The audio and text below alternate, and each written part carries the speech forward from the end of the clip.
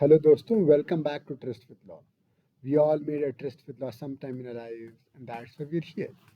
दोस्तों मेरा जो हाई कोर्ट में मैटर था and in fact this was one matter जहाँ पे मैंने पेरेंट्स पात्रे जुरिस्डिक्शन इन्वोक की हाई कोर्ट की. uh, मेरा जो क्लाइंट था ही वाज अ मतलब he was an indigent person.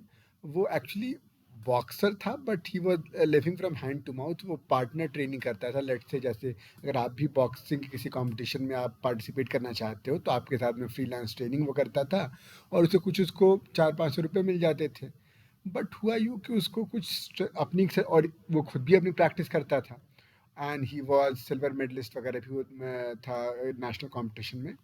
तो उसको 2 साल पहले कुछ स्ट्रेंथ ट्रेनिंग हेडस्टैंड करते वक्त उसके हाथ गिर गया था और उसके लेफ्ट हैंड में बड़ी दिक्कत आ गई थी. इनफैक्ट यहाँ पे कुछ जॉइंट ईसी जॉइंट रप्चर हो गया था, कुछ फोराम में हड्डी टूट गई थी.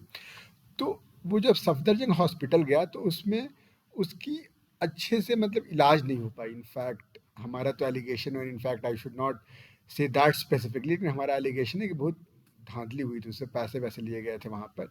But leave that apart. वो तो अब हम इट्स अब हम केस फाइट करेंगे बाद में तो उसके बाद we'll find it out.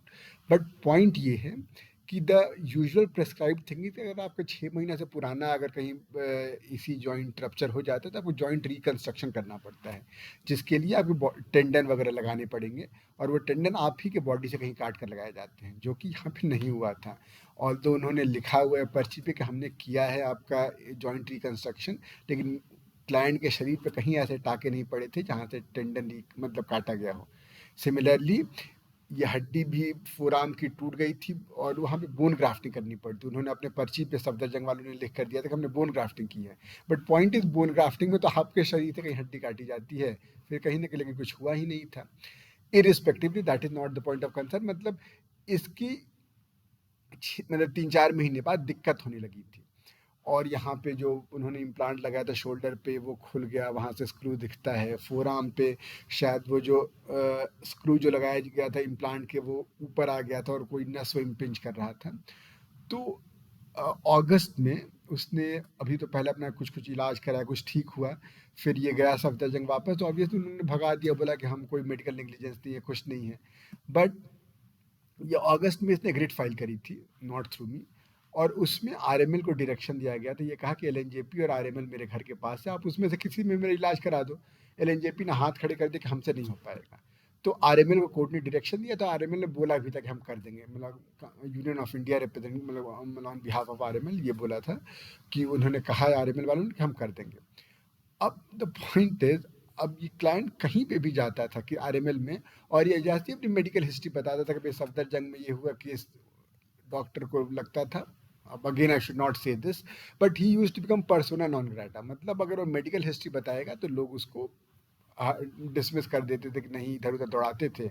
All दो एक बार वो बिना मेडिकल हिस्ट्री बताए एक नॉर्मल पेशेंट की तरह आरएमएल गया तो उसको पूरा इलाज कैसे उसका होना है सब कुछ लिख दिया इन्होंने. बट इस तरह नहीं किया और फाइनली 20 सितंबर को रिफर बैक टू सफदरजंग करके छोड़ दिया. इनफैक्ट जब फाइनल ऑर्डर संजीव नरूला जी ने अगस्त में किया था तो उसमें ये रिकॉर्ड किया था कि the patient has lost trust in Safdarjung, तो इसलिए वो वहाँ नहीं जाना चाहता है. अब इसकी रिट हमने फाइल करी और हमने कोर्ट को कहा कि देखिए भाई, आप आरएमएल ऐसे ऐसे कर रहा है, हमें हमें कोई उससे अगेंस्ट एलिगेशन नहीं है, उसने हमारा कुछ किया ही नहीं, हमारा तो उस पर कोई राइट ही मतलब वो ही नहीं था. उसकी ऑब्लिगेशन वो तो आपने बोला वो नहीं कर रहा है. आप या तो हम सेंट स्टीफन में एक बार पता किए थे, मतलब कि ऑब्वियसली द क्लाइंट ने पता किया because it is second surgery और second surgery is more intricate and riskier. अगर ये फेल तो सब कुछ फेल. तो सेंट स्टीफन में Mathew Varghese is a very renowned orthopaedic surgeon, वहाँ से पता किया था. Obviously it's a private hospital, वहाँ पे तो 1.5-2 लाख लगेंगे.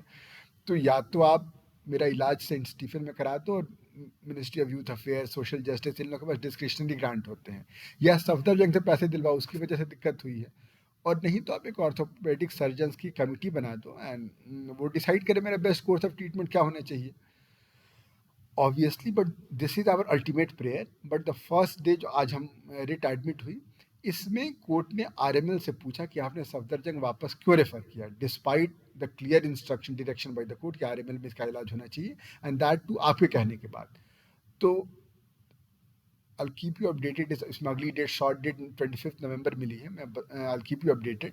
But the point was this कि आज की हमारी जो छोटी लड़ाई थी रेट एडमिट कराने की, और ऑब्वियसली वो तो पहले आरएमएल से ही पूछेंगे, अगर वो नहीं करेगा तभी हम आगे वो जाएंगे कि ऑर्थोपेडिक सर्जन की कमेटी बने, क्या करना है.